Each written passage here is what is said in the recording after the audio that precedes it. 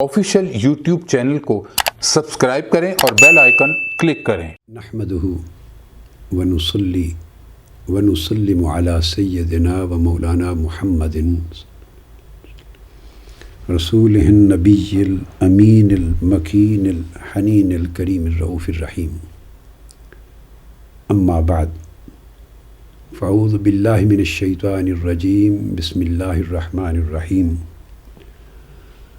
اللہ نور السماوات والارض مثل نورہ کمشکاۃ فیہا مصباح، المصباح فی زجاجہ، الزجاجۃ کأنہا کوکب دری یوقد من شجرۃ مبارکۃ زیتونہ لا شرقیۃ ولا غربیہ یکاد زیتها یضیء ولو لم تمسسہ نار، نور علی نور یہدی اللہ لنورہ من یشاء ویضرب اللہ الامثال للناس واللہ بکل شیء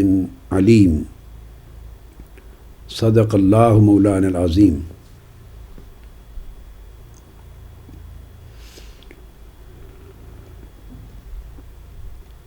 معزز حاضرین اور سامعین و ناظرین، اللہ رب العزت کا شکر ہے جس کی توفیق سے ہم مقام رسالت اور حجیت حدیث و سنت کے ایک طویل سلسلہ وار موضوع کے ضمن میں سورہ نور کی آیت نمبر 35 کا مطالعہ پچھلی کئی نشستوں سے کر رہے ہیں، اور آج انشاءاللہ تعالی یہ جو سورہ نور کی آیت النور ہے اس کا تفسیری بیان ہم کنکلوڈ کریں گے۔ یہ آیہ کریمہ اپنے اندر بہت سے معانی، معارف، لطائف، اسرار اور ہدایات و پیغامات رکھتی ہے۔ ایک تو اللہ رب العزت نے حضور نبی اکرم صلی اللہ تعالیٰ علیہ وآلہ وسلم کو تشریفاً، تکریماً، اعزازاً اور اجلالً آپ کی ذات اقدس کو اپنا نور قرار دیا ہے، مثل نورہ میں۔ اور جیسا کہ میں نے بہت سے ائمہ تفسیر کے ریفرنسز دے کر صحابہ کرام، تابعین اور جلیل القدر ائمہ تفسیر کو کوٹ کیا کہ اس سے مراد مثل نورہ سے مراد نور محمد صلی اللہ تعالیٰ علیہ وآلہ وسلم ہے، یعنی نور محمدی ہے صلی اللہ علیہ وسلم۔ میں یہ بات اپنی ہر گفتگو میں کہتا چلا رہا ہوں کہ ائمہ تفسیر نے اور بعض صحابہ کرام نے، تابعین اعظام نے مثل نورہ سے لے کر آگے مشکات پر کی تفسیر میں، مصباح کی تفسیر میں، زجاجہ کی تفسیر میں، کوکب دریٌ کی تفسیر میں، اور شجرۃ مبارکۃ کی تفسیر میں، اور زیت لا یکاد زیتھا زیت کی تفسیر میں، اور نور علی نور کی تفسیر میں، ان تمام مقامات پر جنہیں، اور یہدی اللہ لنورہ اس کی تفسیر میں، یہ تمام 10 مقامات ہیں قرآن مجید کے۔ ان کی تفسیر میں صحابہ کرام سے، تابعین سے اور ائمہ تفسیر سے مختلف اقوال منقول ہیں۔ بنیادی طور پر اگر براڈر کلاسیفیکیشن کریں تو 4 مختلف اقوال ملتے ہیں۔ اشارہ خود نور الہی کی طرف بھی ہے حقیقی معنی میں، ظاہر الفاظ پر، اشارہ نور ایمان کی طرف اور نور اسلام کی طرف بھی ہے، اشارہ نور قرآن کی طرف بھی ہے، اور اشارہ قلب مومن میں اللہ کے نور یا ایمان کے نور کی طرف بھی ہے۔ سو اگر مختلف تفاسیر میں آپ کو یہ اقوال ملیں، پھر ہر مفسر کا ایک اپنا ذوق ہے علمی، اور اس کی اپنی علمی انداز ہے ترجیح کا کہ اقوال میں سے کس قول کو ترجیح دیتا ہے۔ اگر یہ مختلف اقوال ملیں، اس تفسیری قول کے علاوہ جس پر میں نے مسلسل پچھلی 5-6 نشستوں میں گفتگو کی اور ریفرنسز دیے، تو اس کا مطلب ہرگز تعارض نہیں ہوگا اور اس کی کوئی نفی نہیں ہوگی یا تضاد نہیں ہوگا۔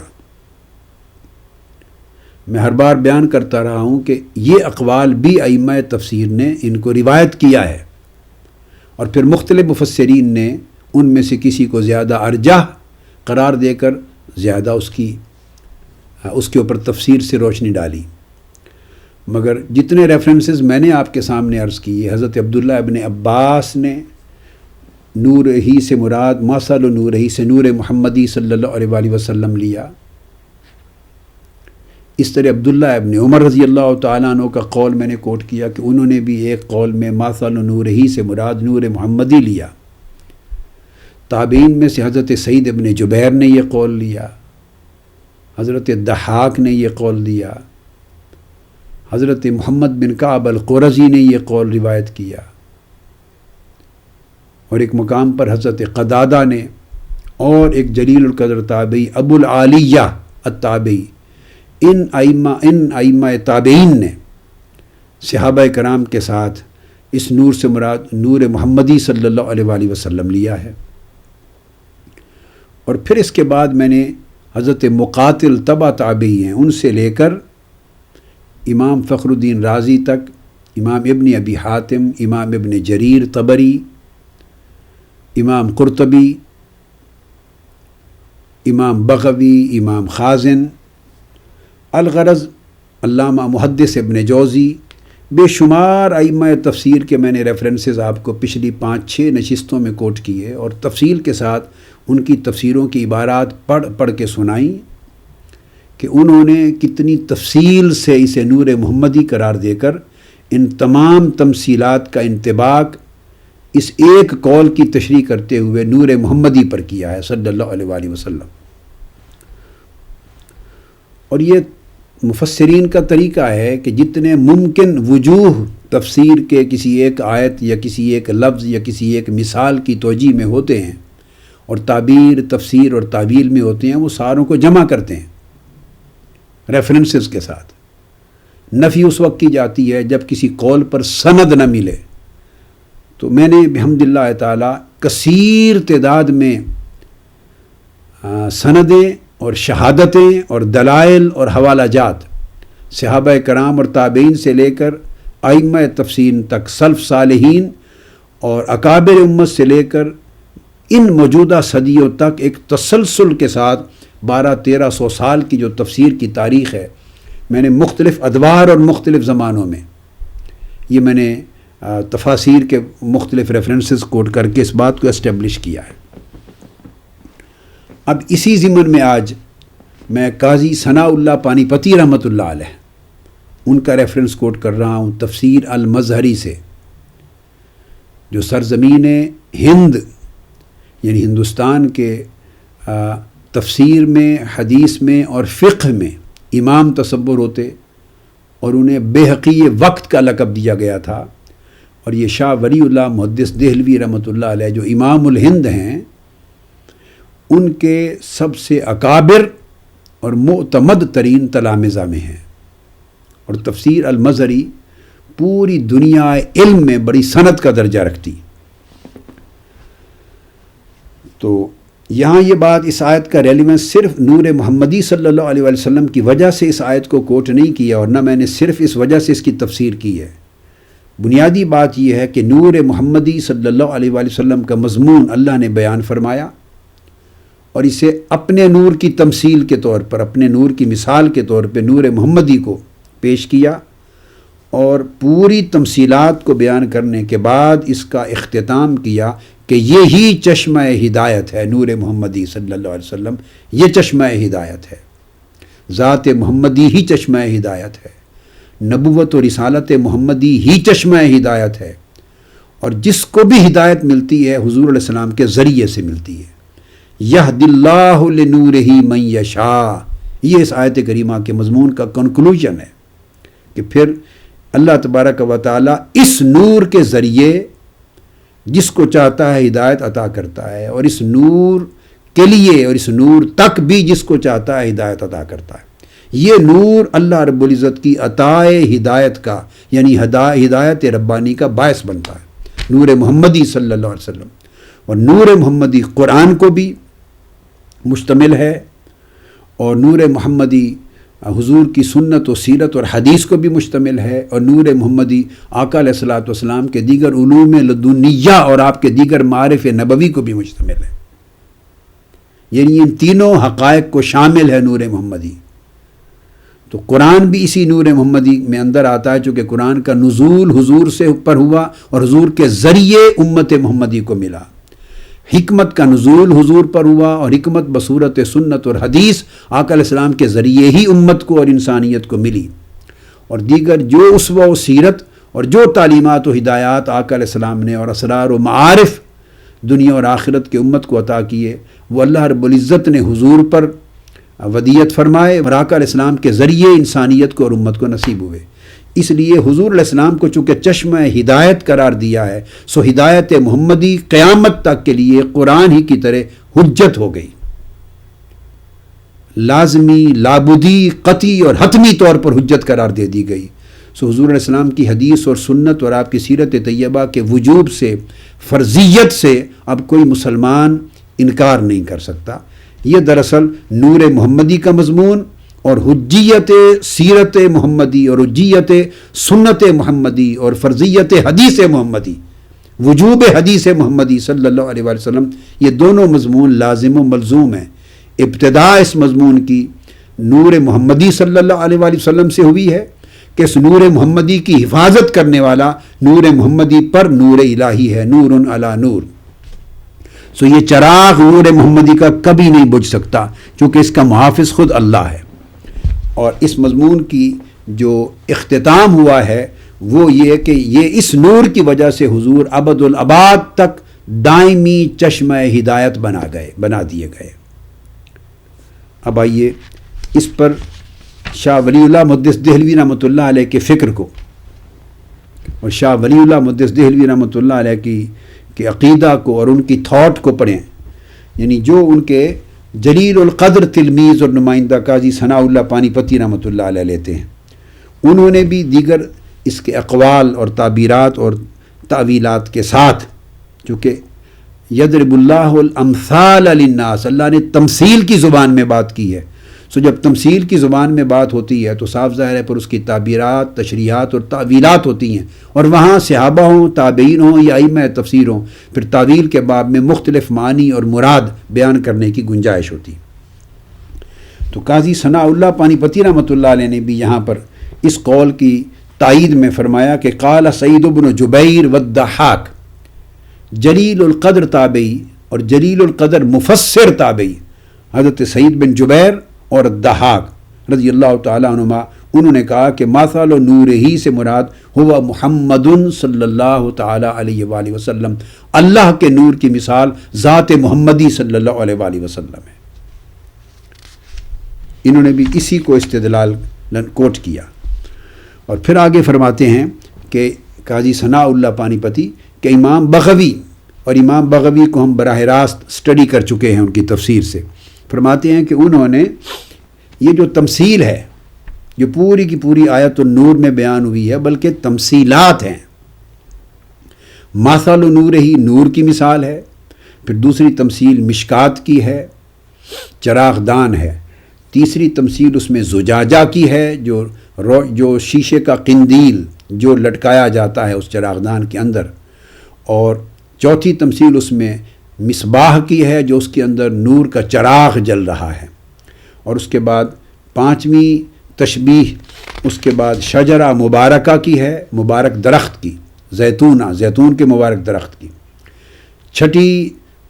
تعبیر اس کی اور جو تمثیل ہے لا شرقیہ ولا غربیہ کی ہے.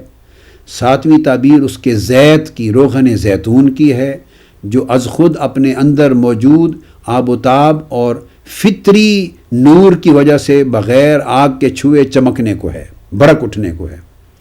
پھر آٹھویں تعبیر اس کے بعد پھر نور علی نور کی ہے، اور پھر نور علی نور کے ایک اور اس سے پہلے ایک تعبیر کوکب دریجن کی ہے، چمکتے ہوئے ستارے کی طرح. یہ زجاجہ کے اور مصباح کے بعد تھی. پھر 9ویں تعبیر نور علی نور کی ہے، اور 10ویں پھر تعبیر جو ہے تعبیر طلب وہ یہد اللہ لنورہ کہ اس نور کی ہدایت اللہ رب العزت عطا کرتا ہے اور اس نور کے ذریعے ہدایت عطا کرتا ہے۔ یہ تمام تمثیلات جو ایک بڑی مثال کی شکل میں اللہ رب العزت نے جمع فرما دی ہیں، فرماتے ہیں کہ امام بغوی نے کہا کہ اہل علم نے اس تمثیل کے مختلف معانی بیان کیے ہیں، اور یہ کہہ کر پھر فرماتے ہیں کہ ان میں سے بعض نے، ہر ایک نے، بعض نے یہ مانا، بعض نے یہ مانا، بعض نے یہ مانا، اور بعض نے یہ مانا لیا۔ تو سب سے پہلا قول جو اس مقام پر فرماتے ہیں کہ وہ جو پہلی تمثیل کا معنی بیان کیا گیا ہے وہ ہے واقعت تمثیل لنور محمد صلی اللہ تعالی علیہ وآلہ وسلم، کہ یہ تمثیل نور محمدی صلی اللہ علیہ وآلہ وسلم پر قائم کی گئی ہے، اور اس پر پھر وہ دلیل عبداللہ ابن عباس اور حضرت کعب الاحبار رضی اللہ تعالیٰ عنہ، یہ بھی جلیل القدر تابعی ہیں، اور یہ انہی ائمہ تفسیر میں سے ہیں، تابعین میں سے، جنہوں نے اس سے مراد نور محمدی لیا ہے، جہاں سعید بن جبیر بھی ہیں، جہاں ضحاک بھی ہیں، جہاں محمد بن کعب القرظی بھی ہیں، وہاں حضرت کعب الاحبار بھی ہیں۔ تو حضرت عبداللہ ابن عباس کے ساتھ اور حضرت عبداللہ ابن عمر کے ساتھ سب صحابہ اور یہ تابعین سب ایک قول کو روایت کر رہے ہیں، اس ایک قول کا ثبوت ان سے ہے، دیگر تعبیرات بھی ثابت ہیں۔ تو فرماتے ہیں کہ حضرت عبداللہ ابن عباس نے حضرت کعب الاحبار رضی اللہ تعالیٰ عنہ سے پوچھا اخبرنی عن قولہ تعالی مثل نورہ کمشکات، کہ اللہ تبارک و تعالیٰ نے فرمایا کہ اس کے نور کی مثال اس چراغ دان کی سی ہے جس میں شیشہ ہے اور شیشے میں وہ چراغ روشن ہے۔ تو فرمایا اس کا معنی کیا ہے، یہ کس چیز کی مثال دی گئی ہے؟ قال کعب ھذا مثل ضربہ اللہ لنبیہ صلی اللہ تعالی علیہ وآلہ وسلم، فرمایا عبداللہ ابن عباس یہ ایک مثال ہے، اور اللہ تعالیٰ نے فقط اپنے نبی مکرم محمد مصطفیٰ صلی اللہ علیہ وآلہ وسلم کی ذات اقدس کی مثال دی ہے نور کہہ کر۔ فالمشکات صدرہ، پس چراغ دان سے مراد آپ کا سینہ اقدس ہے، والزجاجۃ قلبہ، اور شیشہ اس کے اندر جو شیشے کی قندیل اس سے مراد آپ کا قلب اطہر ہے، والمصباح فیہ النبوہ، اور جو روشن چراغ ہے اس کے اندر اس سے مراد نبوت محمدی ہے صلی اللہ علیہ وسلم۔ اور یہ جو یکاد و زیتھا یضیء ولو لم تمسس نار، اور وہ جو روغن زیتون از خود اپنی طبی اور جبلی نور کی وجہ سے بھڑک اٹھنے کو ہے آگ کے چھونے کے بغیر ہی، فرمایا اس سے مراد یکاد نور محمد صلی اللہ علیہ وآلہ وسلم و امرہ یتبین للناس ولو لم یتکلم انہ نبی کما کان یکاد ذلک الزیت، فرمایا اور یہ جو روغن زیتون کا ذکر کیا کہ وہ آگ چھوئے بغیر بھڑکنے کو ہے، اس کے اندر جبلی فطری ماہیت کے اندر وہ نور اور چمک اور روشنی رکھی گئی ہے، اس سے مراد حضور صلی اللہ علیہ وآلہ وسلم کا وہ پہلا 40 برس کا عرصہ ہے آپ کے اعلان نبوت فرمانے سے پہلے اور وحی کے نزول سے، یعنی وحی کے حضور کی ذات کے ساتھ مس ہونے سے پہلے، نزول وحی سے پہلے، قرآن مجید کی پہلی آیت کے نزول سے پہلے، بعثت سے پہلے، اعلان نبوت زبان اقدس سے فرمانے سے بھی پہلے جو 40 برس کا عرصہ تھا، اس کی طرف اشارہ ہے کہ ذات محمدی کے اندر وہ نور پنہا ہے، اور نور محمدی کی اپنی آب و تاب کا عالم یہ ہے کہ نبوت کے اعلان سے پہلے نور محمدی اپنی علامات اور برکات کے ساتھ لوگوں پر ظاہر ہوتا تھا، اور لوگ اس نور محمد کی برکات کو دیکھ کر اور اس کے فیوزات کو دیکھ کر اور اس کی ان علامات کو دیکھ کر جو اپنی ذات اقدس، آپ کی سیرت طیبہ اور آپ کی بچپن سے جوانی تک کی عمر مبارک میں ہر لمحے عیاں تھے، ان کو دیکھ کر لوگ سمجھ جاتے کہ یہ اللہ کے نبی ہیں۔ یہ اس کی تعبیر کی ہے، اور فرمایا کہ یہ حضور علیہ الصلوۃ والسلام کے امر نبوت سے کے بعثت سے پہلے اس کا ذکر کیا گیا ہے یہاں پر، اور اس کے بعد قاضی ثناء اللہ پانی پتی کہتے ہیں فہا انا اذکر فصلا، اب میں جب یہ تفسیر کر لی تو اب میں ایک فصل قائم کرتا ہوں پوری کی پوری، فصلا فی ظہور امر نبوتہ قبل ان یبعث وقبل ان یتکلم انہ نبی، اب میں ایک فصل قائم کرتا ہوں اس کی تفصیل میں کہ کیسے وہ نور ذات محمدی صلی اللہ علیہ وآلہ وسلم बेसत से पहले बोलता था, बेसत से पहले जाहिर और अयां था, और बेसत से पहले नुमाया था, और अपनी अलामात और बरक़ात के ज़रिए लोगों पर जाहिर था, बग़ैर ऐलान नबूवत के कि ये ज़ात अल्लाह की नबी है। हुज़ूर अलैहिस्सलाम ऐलान नबूवत से पहले किस तरह वो नूर हुज़ूर अलैहिस्सलाम की नबूवत को ज़ाहिर करता था। फरमाते हैं कि इस अम्र नबूवत का ज़ुहूर का जो 40 बरस की बेसत से पहले की ज़िंदगी में ज़ुहूर होता था, ऐलान नबूवत करने से पहले, अब मैं उसके ऊपर एक फसल कायम करता हूँ। ये कहकर अब वो बयान करते हैं उन मोजज़ात को और इरहासात को कुतुब हदीस से और कुतुब सीयर और फ़ज़ाइल से कि जिनमें वो तमाम वाक़यात अहादीस में, रिवायात सहिया में और आसार सहाबा के ज़रिए और अक़वाल सहाबा के ज़रिए आए हैं कि जो हुज़ूर अलैहिस्सलाम के उस नूर नबुव्वत की बरक़ात को ज़ाहिर करती हैं। तो सबसे पहली दलील काजी सनाउल्लाह पानीपती ने हुज़ूर की वालदा माजिदा उम्मुन नबी अन्नहु क़ालत उम्मुन नबी सल्लल्लाहु अलैहि वसल्लम रअयतु फिल मनाम हीना अमलतु बिही अन्नहु, फरमाती हैं सबसे पहले हज़रत आमिना रज़ी अल्लाह तआला अन्हा कि मैंने वो ख्वाब देखे जब आपका नूर अक़दस मेरे बत्न में और मेरे रहम में मुंतकिल हुआ, तो उसी वक्त से मैंने वो ख्वाब देखना शुरू कर दिए और आपके नूर की बरक़ात का ज़ुहूर होना शुरू कर दिया। अन्नहु ख़रज मिन्नी नूरुन अदा लहू क़ुसूर बुसरा मिन शाम, और मेरे अंदर से मैंने देखा कि एक नूर निकला है कि मुल्क शाम के बुसरा के मोहल्लात उस नूर से मेरे ऊपर वाज़े हो गए। और ये हुज़ूर अलैहिस्सलाम के नूर अक़दस के आपके बत्न और रहम में मुंतकिल होते ही आपने बसूरत ख्वाब उस नूर को देखा, और फिर दोबारा जब आपकी विलादत का वक्त आया तो फिर सर की आंखों से उस नूर को, हुज़ूर अलैहिस्सलाम के नूर को बत्न अक़दस से निकल कर शर्क ता गर्ब फैलते हुए देखा। तो नूर का मुशाहदा और नज़ारा 2 बार किया। पहली बार जब आप प्रेग्नेंट हुई और नूर मोहम्मदी सल्लल्लाहु अलैहि वसल्लम सुल्ब हज़रत अब्दुल्ला से बत्न हज़रत आमिना में मुंतकिल हुआ, तो पहली बार नूर मोहम्मदी का मुशाहदा बसूरत ख्वाब किया। ये उस आयत की तफसीर हो रही है, युदी वलौ लम तमससहु नारुन नूरुन अला नूर, ये वो बयान फरमा रहे हैं। और सुम्मा वाक़ा, फिर दोबारा ये नूर ज़ाहिर हुआ जब आपने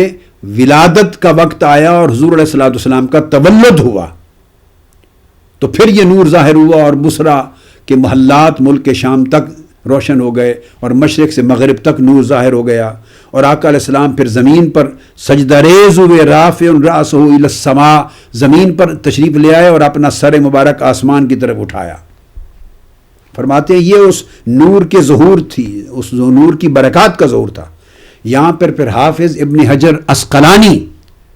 जो इमामुल मुहद्दिसीन और शारे बुखारी साहिब फ़तहुल बारी हैं, फिर उनका कलाम लाते हैं, उनकी दलील, उनका रेफरेंस, इन्ना उम्म रसूलिल्लाह सल्लल्लाहु अलैहि वसल्लम रअत हीना वदअतहु नूरन अदाअत लहा क़ुसूर शाम।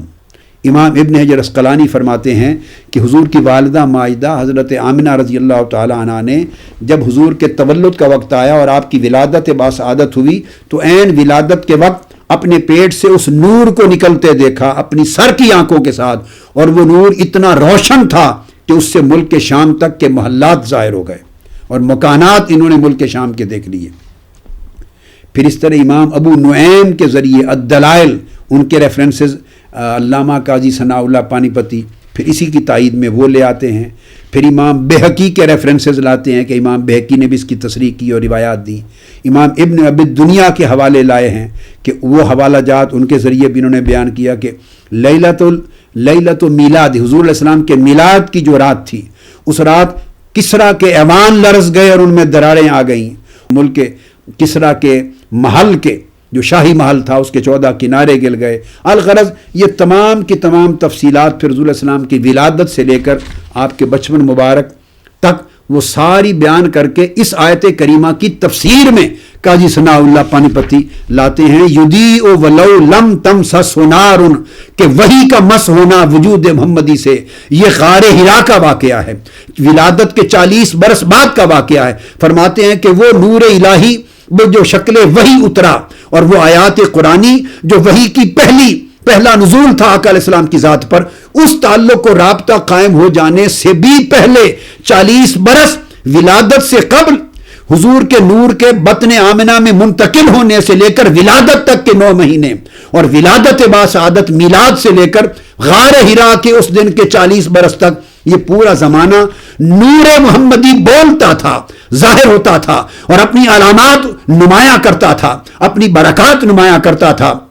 ارہاسات کی شکل میں، جس کو بعد ازاں معجزات کہا جاتا ہے، اور دنیا دیکھتی تھی تاجدار کائنات کے وجود مسعود سے ان برکتوں کا ظہور دیکھ کر کہ یہ حضور علیہ الصلوۃ والسلام، یہ شخص اللہ کا نبی اور اللہ کا رسول ہے۔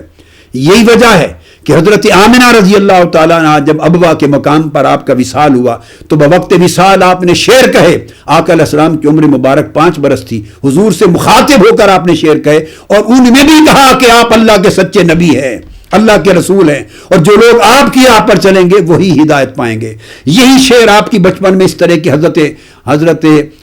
ابو طالب ان کے اشعار ہیں، وہ کہتے رہے، حضرت عباس کہتے رہے، اور آپ کے چہرے انور سے کو دیکھ کر آسمان سے بارش کا قحط کے زمانے میں دعائیں کرتے رہے۔ بچپن میں لے کے آپ کو جبل ابو قبیس پہ لے جاتے اور حضور کی ذات سے توسل کرتے، اور توسل کر کے اللہ سے بارش طلب کرتے۔ یہ قبل از بعثت کی باتیں ہیں۔ فرماتے ہیں کہ یہ وہ سارے واقعات اسی طرح فرماتے ہیں کہ حضرت حلیمہ رضی اللہ تعالیٰ عنہ آپ کو کسی دور مقام پر نہیں چھوڑتی تھیں اور غفلت نہیں کرتی تھیں، اور اس لیے وہ دیکھتی تھی کہ بچپن میں آقا علیہ السلام یعنی بعد از بعثت بادلوں کا سائبان تنا رہنا تو بات کی بات ہے۔ یہاں قاضی ثناء اللہ پانی پتی نے حضرت حلیمہ سعدیہ کی روایت سے بیان کیا کہ بچپن میں جب بنو سعد میں آقا رہتے تھے تو سخت شدت اور دھوپ کا موسم ہوتا، اور حضور 2 سال 3 سال 4 سال کے معصوم بچے جب کھیتوں میں یا پہاڑوں میں چلتے تو وہ اپنی آنکھوں سے دیکھتی کہ بادل ہمیشہ حضور پر سایہ فگن رہتے تھے، وہ سایہ رکھتے تھے آقا علیہ الصلوۃ والسلام کی طرف۔ پھر حضرت سلیمہ سعدیہ کہتی ہیں ہمارے گھر میں چراغ نہ ہوتا، کبھی تیل نہ ہوتا جلنے کو، اندھیرا کمرہ ہوتا، مگر آقا علیہ السلام جب لیٹ رہے ہوتے تو کننا نحتاج الی السراج، جس دن سے آقا علیہ السلام ہمارے گھر آئے ہمیں خدا کی قسم اندھیرے کمروں میں کسی دیے کی اور کسی چراغ کی اور کسی روشنی کی ضرورت نہ تھی، حضور کے وجود اطہر سے سارا گھر روشن رہتا تھا۔ یعنی اور فرماتی ہیں لِأَنَّ نُورَ وَجْهِهِ كَانَ أَنْوَرُ مِنَ السِّرَاجِ، کہ حضور کے چہرے اقدس سے نکلنے والا نور چراغ کی روشنی سے زیادہ انور ہوتا تھا۔ فَإِذَا احْتَجْنَا إِلَى السِّرَاجِ فِي مَكَانٍ جِئْنَا بِهِ فَتَنَوَّرَتْ الْأَمْكِنَةُ بِبَرَكَتِهِ، پھر جب کسی ایسی جگہ ہمیں جانے کی ضرورت ہوتی کسی چیز کو تلاش کرنے کے لیے اور وہاں اندھیرا ہوتا، وہاں بھی چراغ نہ لے جاتے، میں اٹھا کے آقا علیہ السلام کو ہاتھوں میں وہاں لے جاتی۔ فرماتی ہیں خدا کی قسم وہ سارے کے سارے مقامات جگمگا اٹھتے، روشن ہو جاتے۔ یہ برکتیں تھی وجود مصطفیٰ کی، اور اس کا اشارہ قرآن کرتا ہے یدیو، چمک اٹھتا ہے، بھڑکنے کو ہے وہ وجود مصطفیٰ جس کے اندر نور نبوت ہے، وہ اپنے نور نبوت کے باعث بعثت اور نزول وحی سے پہلے بھی یوں چمکتا ہے۔ نور علی نور، چونکہ یہ وہ نور ہے جو حضور کی ذات میں وضعیت کیا گیا، اور جب وہی یہ الہی نازل ہو گئی تو اس نور پر دوسرا نور آ گیا تو حضور کی ذات نور علی نور بن گئی۔ اسی طرح حضرت حلیمہ سعدیہ رضی اللہ تعالیٰ عنہ فرماتی ہیں کہ میں جب حضرت آمنہ کے پاس سے لے کر آقا علیہ السلام کو چلی، ابھی گھر نہیں گئی، تو لے کر بیت آمنہ سے مولد رسول سے نکل کے سیدھی حرم کعبہ میں گئی کہ طواف کر کے کعبۃ اللہ کا پھر بنو سعد اپنے قبیلے میں لے جاؤں۔ فرماتی ہیں میں طواف کرانے لگی اٹھا کر حضور علیہ الصلوۃ والسلام کو، اور اس رب کی عزت کی قسم جس کے قبضہ قدرت میں میری جان ہے، میں جب حجر اسود کے سامنے لائی تاکہ میں اس کا بوسہ، اس کا چہرہ اور لب حجر اسود سے مس کرا کے بوسہ دلوا دوں، کہتی اللہ کی عزت کی قسم میں حضور کو حجر اسود کے قریب لائی تھی کہ بوسہ دلواؤں، حجر اسود دیوار کعبہ چھوڑ کر باہر آ گیا، اور بجائے اس کے کہ یہ بوسہ دیتے حجر اسود مصطفیٰ کے لبوں کو بوسہ دینے لگ گیا۔ باہر آنے کا معنی یہی ہے نا، تو حجر اسود نے کعبے کی دیوار چھوڑ کر باہر نکل آیا حضور کے بوسے کے لیے۔ یہ قاضی ثناء اللہ پانی پتی رحمت اللہ علیہ نے یہ تمام چیزیں درج کی ہیں۔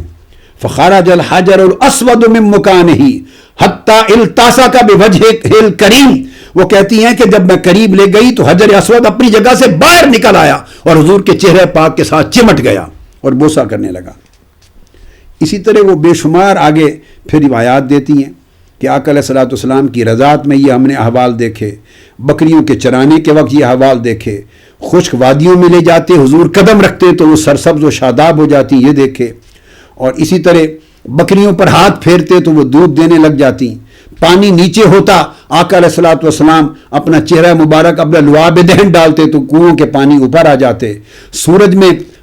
جو بادل ہیں وہ آپ پر سایہ فگن رہتے۔ الغرض وحوش ہیں جو مختلف جانور جہاں بھی معصوم 2 سال 3 سال 4 سال 5 سال کی عمر مبارک تک جہاں کھڑے ہوتے وہاں وہ چارہ چرنے والے جانور آ کے حضور کے قدموں کا بوسہ دیتے۔ اور سیر کی کتابوں میں اس طرح انہوں نے بے شمار چیزوں کو نقل کیا، اور یہ دلائل دینے کے لیے پھر 12 سال اور 9 سال کی عمر میں اپنے چچا حضرت ابو طالب کے ساتھ ملک شام گئے، تو جس پتھر کے پاس سے گزرتے وہ پتھر آپ کو سلام کہتا، جس درخت کے پاس سے گزرتے شجر و حجر آپ کو سجدہ کرتے، اور وہ جو راہب تھا اس نے آپ کے چچا حضرت ابو طالب سے پوچھا کہ اس بچے کو واپس بھیج دیں، یہ اللہ کا نبی ہے، نبی آخر الزماں ہے۔ اس نے کہا میں نے پرانی کتابوں میں پڑھا ہے کہ اس خدا کی قسم جس کے قبضہ قدرت میں ہر نفس کی جان ہے کہ شجر و حجر کسی کو سجدہ نہیں کرتے سوائے اللہ کے نبی کے۔ یہ ہے یدیء ولو لم تمسسہ نار، ابھی وحی الہی کا نزول نہیں ہوا اور آیات قرآنی کا ورود نہیں ہوا، اس نور وحی الہی کے اترنے سے پہلے ہی اس کے وجود میں جو نور نبوت تھا وہ خود برق رہا ہے، اور اپنی علامات اپنی شان کو اپنی علامات کے ذریعے ظاہر اور باہر کر رہا ہے۔ تو یہ تمام چیزوں کو پھر امام سہیلی کے حوالے سے انہوں نے بہت ساری چیزیں آگے روایت کی ہیں، تو یہ سارے بیان کر کے قاضی ثناء اللہ پانی پتی اس کی تعبیر آقا علیہ الصلوۃ والسلام کی ذات اقدس کی تفسیر میں پوری فصل قائم کرتی۔ اس کے بعد اینڈ پر کہتے ہیں ورجعنا الی التفسیر، اب ہم پھر پلٹ کر تفسیر کی طرف آ جاتے ہیں۔ اب تک آقا علیہ السلام کے وہ فضائل بیان کیے، جو دلائل ہیں شہادتیں ہیں اس امر کی کہ اس سے مراد حضوری کی ذات ہے، اور حضوری کا وہ نور نبوت ہے جو پنہا رہا بعثت سے قبل 40 برس تک، مگر ظاہر ہوتا تھا ان برکتوں کے ذریعے۔ اور فرماتے ہیں رجعنا الی التفسیر، اب ہم تفسیر کی طرف دوبارہ آتے ہیں، اور فرماتے ہیں کہ حضرت سالم روایت کرتے ہیں وروا سالم عن ابن عمر رضی اللہ تعالی عنہ،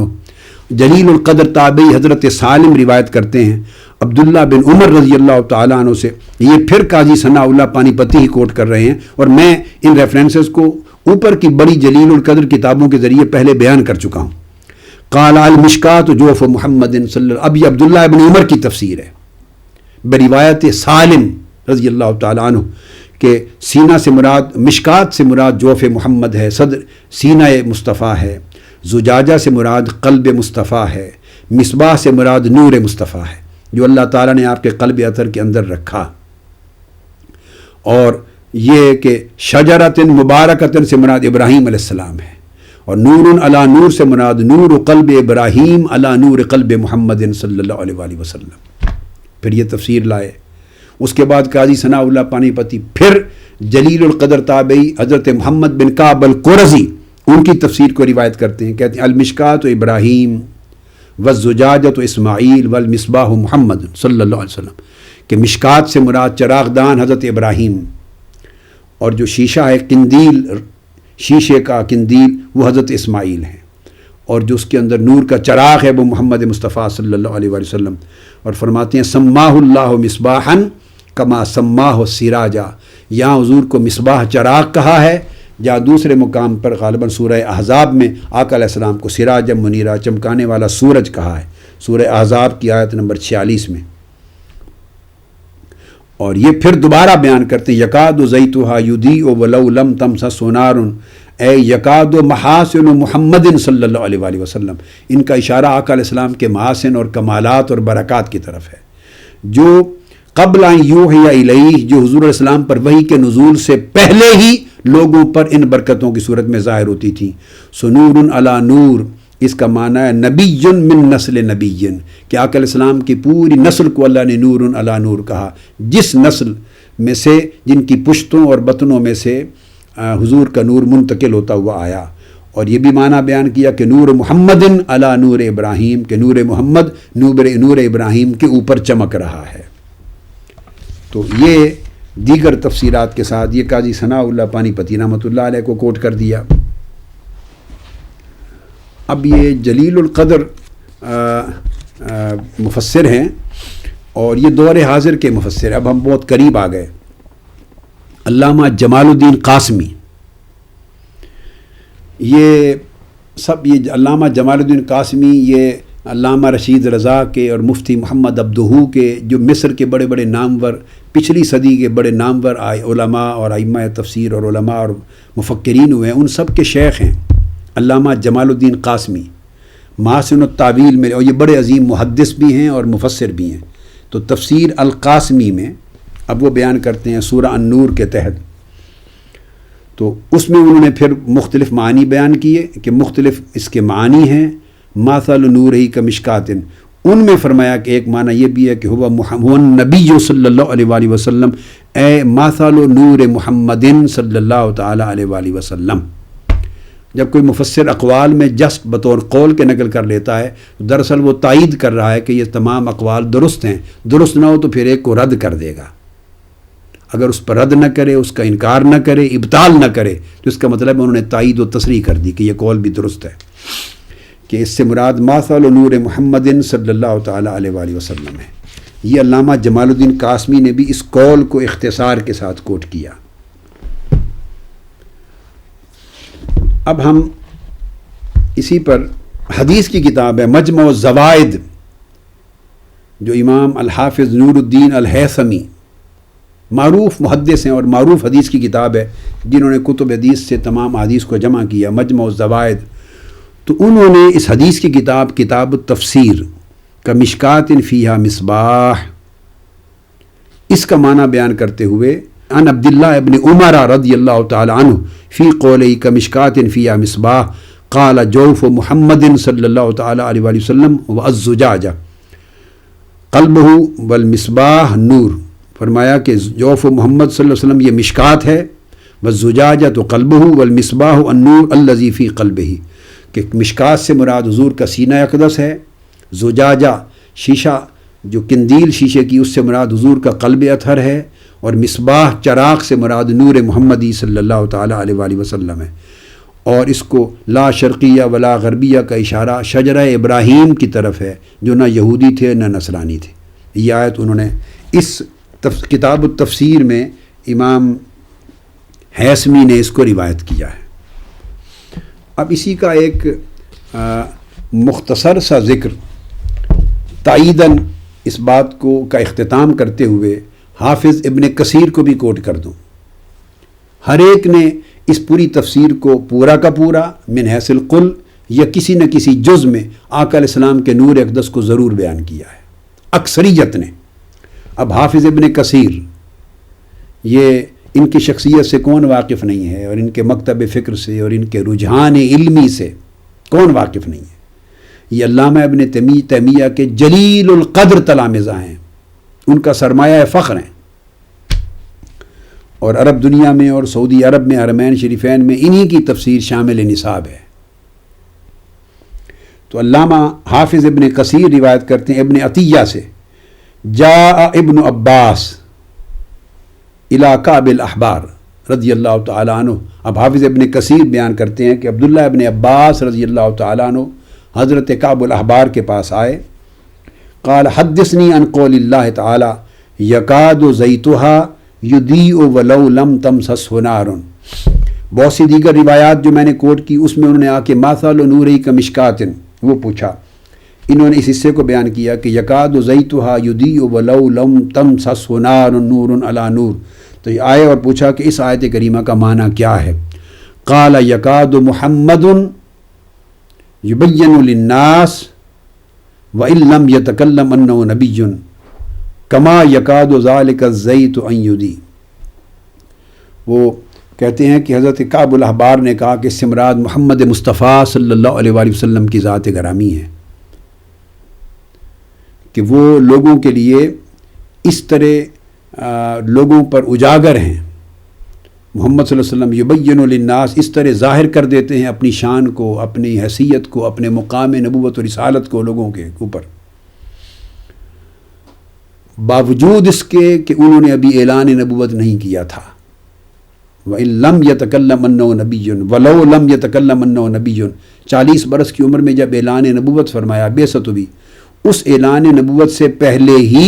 محمد مصطفیٰ صلی اللہ علیہ وآلہ وسلم کا اپنے طبی نور نبوت کی بنیاد پر لوگوں پر اپنا نبی ہونا ظاہر کر دینا اس آیت کریمہ میں اس نور کی طرف اشارہ ہے۔ فرمایا اور یہی خوبی زکوٰۃ زید کی روغن زیتون کی بیان کی گئی ہے۔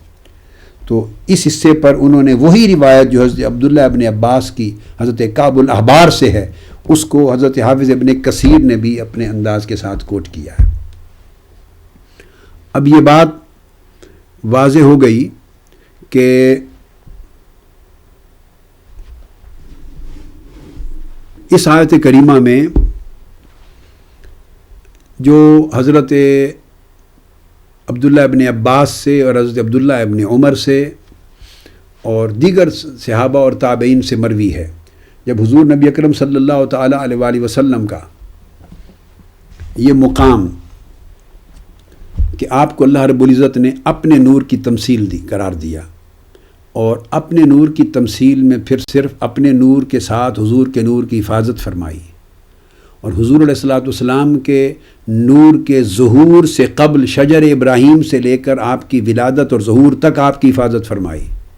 اور پھر بعد ازاں اس سے لے کر قیامت تک نور علی نور کہہ کر اپنے نور سے حضور کے نور کو ڈھانپا، اور اس ڈھانپنے کے طریق سے اللہ رب العزت نے الوہی اہتمام میں حفاظت فرمایا، اور اینڈ پر یہد اللہ لنورہ من یشاء کہہ کر آقا علیہ السلام ہی کے نور اقدس کو اللہ رب العزت نے کل انسانیت اور پوری امت محمدی کے لیے چشمہ ہدایت قرار دے دیا۔ اب یہاں اگر ایمان کو مراد لیں تو بے شک ایمان بھی چشمہ ہدایت، ایمان تو خود ہدایت ہوا، ایمان تو خود ہدایت ہوا اور چشمہ ہدایت ہوا۔ اسلام کو مراد لیں وہ بھی چشمہ ہدایت ہوا، قرآن مراد لیں وہ بھی چشمہ ہدایت ہوا، اور حضور علیہ الصلوۃ والسلام کی ذات اقدس مراد لیں تو وہ ان تمام چشموں کی اصل اور منبع بنا، تو وہ سب چشموں کی اصل اور اوریجن ہو گیا۔ اس لیے کہ قرآن اگر چشمہ ہدایت ہے تو وہ بھی بواسطت نبوت و رسالت محمدی صلی اللہ علیہ وآلہ وسلم ملا، بواسطت ذات محمدی ملا ہے۔ ایمان اور اسلام اگر چشمہ ہدایت ہے، بے شک چشمہ ہدایت ہے، تو وہ بھی بواسطہ نبوت و رسالت محمدی ملا ہے صلی اللہ علیہ وآلہ وسلم۔ قرآن اگر چشمہ ہدایت ہے تو بواسطہ نبوت و رسالت محمدی ملا ہے۔ الغرض جو بھی دیگر تعبیرات کو لیں وہ ساری تعبیرات محتاج ہیں، اور ان کی اساس اور ان کی بنیاد اس چشمہ ہدایت محمدی پر ہے جو نور مصطفیٰ صلی اللہ علیہ وآلہ وسلم ہے، چونکہ آقا علیہ السلام ہی ان تمام ہدایتوں کے سامان کا امت اور انسانیت تک پہنچنے کا ذریعہ ہے۔ آقا علیہ السلام کی ذات اقدس ہی قرآن ہمیں عطا کرنے والی ہے، آقا علیہ السلام کی ذات اقدس ہی ہمیں ایمان اور اسلام کی نعمت سے بہرہ کرنے کا وسیلہ ہے، آقا علیہ السلام کی ذات اقدس ہی ہمیں نور الہی تک پہنچانے کا ذریعہ اور وسیلہ ہے۔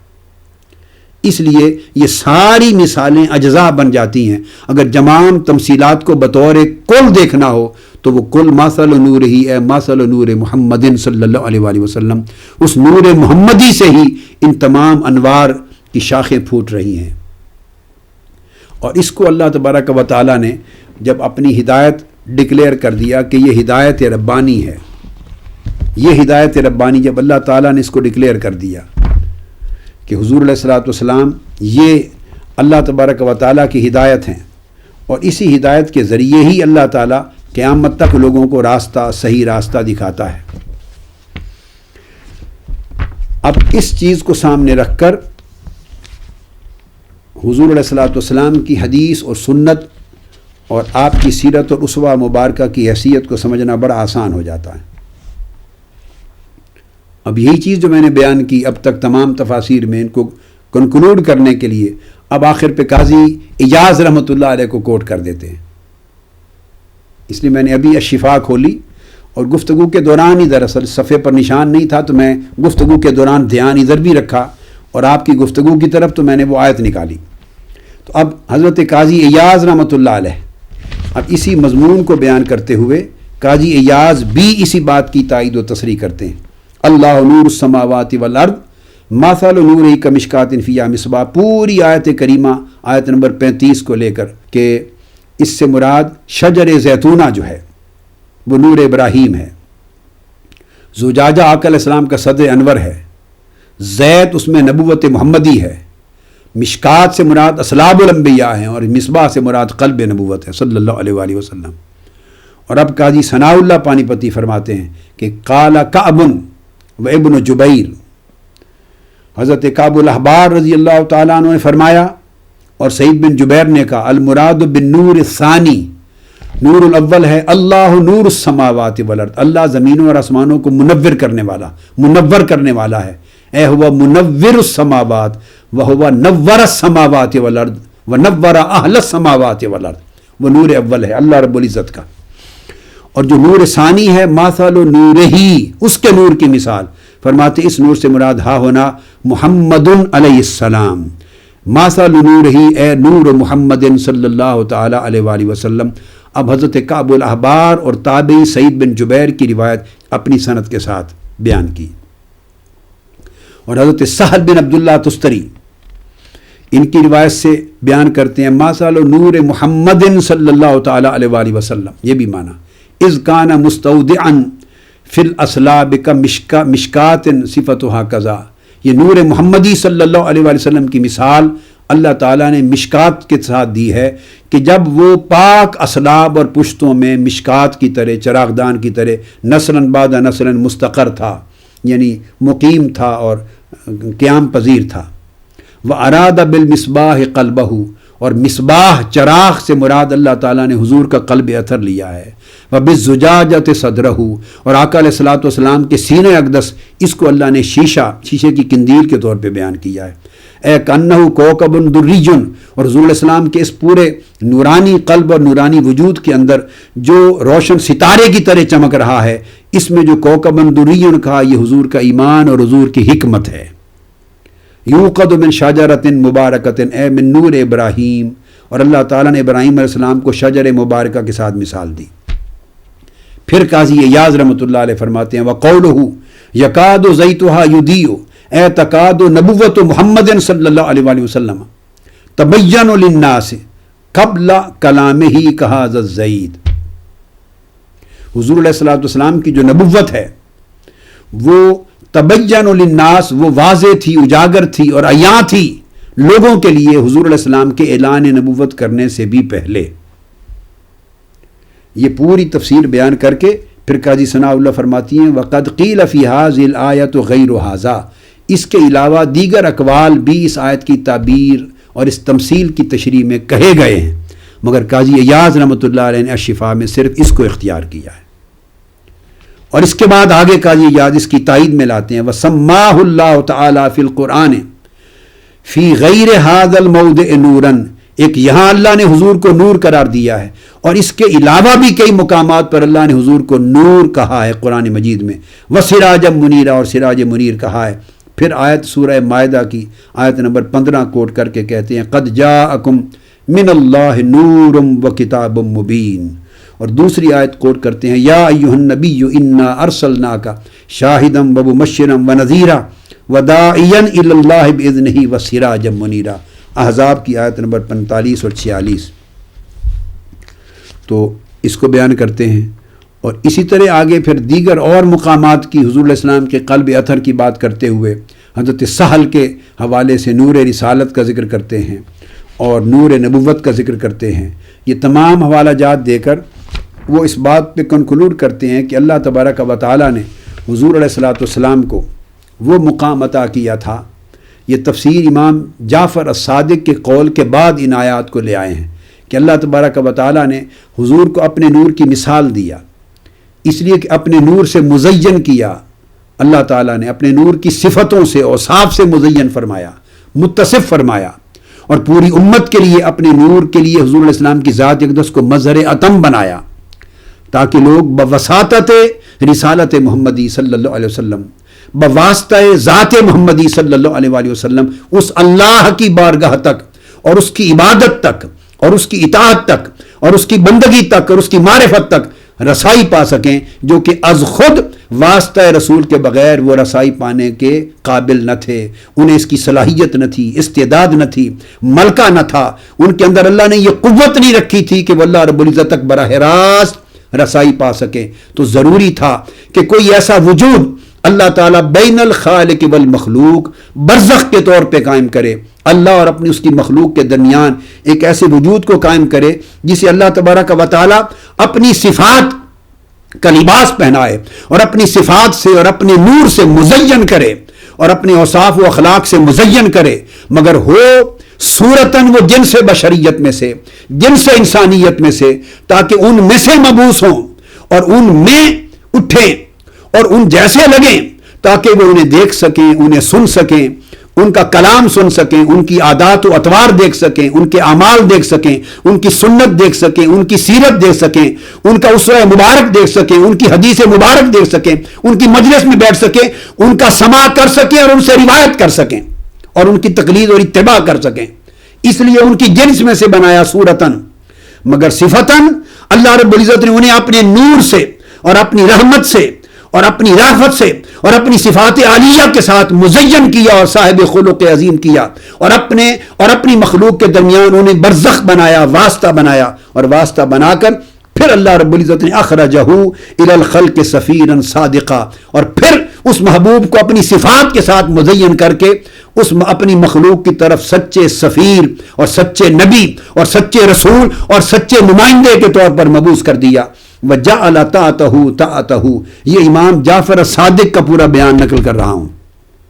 جسے حضرت قاضی ایاز نے کوٹ کیا، امام جعفر صادق رضی اللہ تعالیٰ عنہ کا۔ تو پھر اللہ تعالیٰ نے یہ ساری شانیں عطا کر کے پھر نبی کی اطاعت کو اپنی اطاعت بنا دیا، پھر نبی کی اتباع کو اپنی محبت بنا دیا، نبی کی موافقت کو اپنی موافقت بنا دیا، نبی کی پیروی کو اللہ نے اپنی عبادت بنا دیا، اور نبی کی سنت و سیرت کے وجوب کو اور حضور کے ہر حکم کی پیروی کرنے کو اور حضور کے ہر ارشاد کو اپنے اوپر لازم اور واجب کر لینے کو اپنے حکم کی پیروی بنا دیا، اور ارشاد فرمایا من یطع الرسول فقد اطاع اللہ، پس جب جو شخص اب اس رسول کی اطاعت کرتا ہے، اس کے حکم کی اطاعت کرتا ہے، اس کی حدیث کی اطاعت کرتا ہے، اس کی سنت کی اتباع کرتا ہے، اس کی سیرت اور اسوہ کی اطاعت اور پیروی کرتا ہے اور اتباع کرتا ہے، وہ جان لے کہ اس نے صرف رسول ہی کی نہیں اللہ کی اطاعت کر لی ہے۔ اور فرمایا وما ارسلناک الا رحمۃ للعالمین، اور اے حبیب یہ ساری شانیں ہم نے آپ کو اس لیے عطا کی ہیں کہ لوگ از خود میرے بندے ہو کر بھی میری بندگی کر نہ سکتے تھے، میرے بندے ہو کر میری پہچان ان کو حاصل نہ تھی، میرے بندے ہو کر میری ذات اور میرے وجود اور میری وحدانیت اور میری الوہیت کو تک انہیں نہ رسائی تھی نہ شناسائی تھی۔ بندے میرے تھے مگر پوجتے بتوں کو تھے، بندے میرے تھے مگر وہ جانتے بتوں کو تھے، بندے میرے تھے مگر عبادت مظاہر فطرت کی کرتے تھے، سو وہ گمراہی میں تھے، وہ ظالم تھے، وہ تباہی میں تھے، ہلاکت میں تھے۔ محبوب انہیں ایک ایسا واسطہ درکار تھا، چونکہ مجھے تو دیکھ نہ سکتے تھے، سن نہ سکتے تھے، سو براہ راست میری اطاعت نہ کر سکتے تھے، ایک ایسا واسطہ درکار تھا جو ہو ان کی جنس میں سے، دیکھنے میں ان میں سے لگے، ان جیسا لگے، مگر ان کی جنس میں سے ہو کر میری صفات عالیہ کے ساتھ مزین بھی ہو، آراستہ بھی ہو، پیوستہ بھی ہو، تاکہ میں اس سے کلام کروں، میں اسے اپنا امر دوں، میں اسے اپنا مظہر ٹھہراؤں، اور وہ جو کہے ان کے سامنے وہ سنے تو اس کو مگر کلام میرا ہو، وہ جو کرے ان کے سامنے وہ دیکھیں تو اس رسول کو کرتے ہوئے مگر وہ امر میرا ہو۔ تو الغرض وہ دیکھیں رسول کو مگر منشا اس کی ذات میں میرا دکھائی دے، وہ سنے رسول کی حدیث و سنت کو مگر منشا میرے امر اور میرے حکم کا ان کو معلوم ہو جائے۔ سو جب اس طرح آپ کی ذات کو ان کے درمیان رکھا تو وہ جو مجھ سے منقطع تھے، ٹوٹے ہوئے تھے، وہ مجھ سے جڑ گئے آپ کے واسطے کے ذریعے، آپ کے وسیلے کے ذریعے۔ جو مجھے نہ پہچاننے والے تھے آپ کو دیکھ کر آپ کے ذریعے سے مجھے پہچاننے لگ گئے، تو یہ ان پر میری رحمت ہوئی، اور یہ رحمت آپ کے وجود کے ذریعے ہوئی۔ اس طرح اس آیت اس مقام پر قاضی ایاز کوٹ کرتے ہیں وما ارسلناک الا رحمۃ للعالمین، اور محبوب ہم نے آپ کو اور کچھ نہیں سوائے اس کے کہ ساری کائنات اور مخلوقات کے لیے رحمت بنایا ہے۔ تو حضور کا رحمت ہونا اس معنی میں بھی ہے کہ حضور نہ آتے تو کائنات کے کسی فرد بشر کو خدا کی پہچان نہ تھی، حضور واسطہ نہ ہوتے تو کوئی بندہ خدا کی بندگی کے قابل نہ تھا، حضور درمیان میں واسطہ و برزخ نہ ہوتے تو کوئی بندہ خدا کے حکم کی تعمیل و اطاعت کے قابل نہ تھا، کوئی بندہ خدا کی وحدانیت کو جاننا پہچاننے کے قابل نہ تھا، کوئی بندہ خدا تک رسائی پانے کے قابل نہ تھا۔ حضور آپ آئے تو آپ کے آنے نے خدا کو منوا دیا. آپ کو دیکھ کر لوگ خدا کو جان گئے, آپ کو دیکھ کر لوگ خدا کو پا گئے, آپ کو مان کر لوگ مجھے مان گئے, آپ کی پیروی کر کے لوگ میرے مطیع بن گئے, آپ کی غلامی کر کے لوگ میری محبت کرنے والے بن گئے, آپ کے غلام ہوئے اور آپ کی غلامی کے صدقے سے میرے بندے بن گئے. یہ ان پر رحمت ہوئی. اس رحمت کو اللہ رب العزت نے بیان کیا رحمت للعالمین کہ آپ کو ساری مخلوقات کے لیے رحمت بنا کر بھیجا ہے. تو گویا حضور کی حیات طیبہ, آپ کی ذات گرامی, آپ کی نبوت, آپ کی رسالت, آپ کی حدیث, آپ کی سنت, آپ کا اسوہ اور آپ کی سیرت, ہر گوشہ حیات مصطفیٰ کا رہتی کائنات تک ہر فرد کے لیے رحمت بن گیا. اگر ہم حضور علیہ السلام کی حدیث و سنت کی حجیت کا انکار کر دیں تو ہم نے تو آقا علیہ السلام کی رحمت سے منہ موڑ لیا, رحمت سے منہ موڑ لیا. اور پھر یہ رحمت حضور کی حیات ظاہری تک نہ تھی, یہ چشمہ رحمت اور یہ چشمہ ہدایت اور چشمہ نور قیامت تک جاری ہے. اس لیے آقا علیہ السلام نے فرمایا, حضرت عبداللہ ابن مسعود روایت کرتے ہیں, حضور نے فرمایا حیاتی خیر لکم و موتی خیر لکم, میری ظاہری زندگی بھی تمہارے لیے خیر ہے کیونکہ چشمہ ہدایت ہے, اور میری وفات اور بعد از وفات بھی میرا وجود تمہارے لیے خیر ہے کہ چشمہ ہدایت بھی ہے اور چشمہ شفاعت بھی ہے. اس لیے جو رحمت ہدایت کی شکل میں حضور کی حیات ظاہری میں امت کو ملتی تھی, وہی رحمت حضور کی رحمت للعالمین کا معنی یہ ہے, وہی رحمت حضور کی حیات ظاہری کے بعد از وفات آج تک اور قیامت تک اور بعد از قیامت ملتی رہے گی. اگر وہ فیض اور وہ رحمت اس حجیت کے ساتھ, اس افادیت کے ساتھ, اس انعام و اکرام اور اس نفع بخشی کے ساتھ اگر آج وہ برقرار نہ رہے تو معاذ اللہ آقا علیہ السلام کا رحمت للعالمین ہونے کا سلسلہ ختم ہو جاتا ہے. اور قرآن مجید کی یہ آیت کریمہ وما ارسلناک الا رحمت للعالمین یہ غلط ہو جاتی ہے, استغفر اللہ, اس لیے کہ رحمت للعالمین کا رحمت للعرب نہیں کہا, ایک خاص زمانے کے لیے رحمت نہیں کہا, ایک خاص ملک کے لیے رحمت نہیں کہا, ایک خاص صدی کے لیے رحمت نہیں کہا. آقا علیہ السلام کی رحمت کو محدود زمان و مکان میں نہیں کیا, رحمت للعالمین, جیسے خود کو اس نے کہا الحمدللہ رب العالمین, وہ ساری کائناتوں کا رب ہے, اس طرح میرا محبوب ساری کائناتوں کی رحمت ہے. سو جب تک کائنات ہے تب تک اللہ کی ربوبیت ہے, اسی طرح جب تک کائنات و مخلوقات ہے تب تک حضور علیہ السلام کی رحمت ہے. تو جب رحمت حضور کی رہتی کائنات تک باقی ہے سو آقا علیہ السلام کی ہدایت بھی باقی ہے, آپ کی حدیث و سنت کی حجیت بھی باقی ہے, آپ کی شریعت کا وجوب و فرضیت بھی باقی ہے. سو کوئی انسان جیسے حضور علیہ اللہ کی ربوبیت سے منہ نہیں موڑ سکتا, اسی طرح حضور علیہ السلام کی نبوت و رسالت سے منہ نہیں موڑ سکتا. جیسے کوئی مسلمان آقا علیہ السلام کی نبوت و رسالت سے منہ نہیں موڑ سکتا, اسی طرح کوئی مسلمان آقا علیہ السلام کے اسوہ و سیرت اور حدیث و سنت کی حجیت سے منہ نہیں موڑ سکتا. ہم اس موضوع کو جو سورہ نور کی آیت نمبر 35 اللہ نور السماوات والارض جسے آیہ نور کہتے ہیں, اس کی تفسیر کے بیان کو آج اس یہاں پر ختم کرتے ہیں. اور اس سے آگے انشاءاللہ ہمارا یہی جو اصولی مضمون ہے مقام رسالت اور حجیت حدیث و سنت آگے جاری رہے گا اگلی نشست سے. وما علینا الا البلاغ. آفیشیل یوٹیوب چینل کو سبسکرائب کریں اور بیل آئیکن کلک کریں.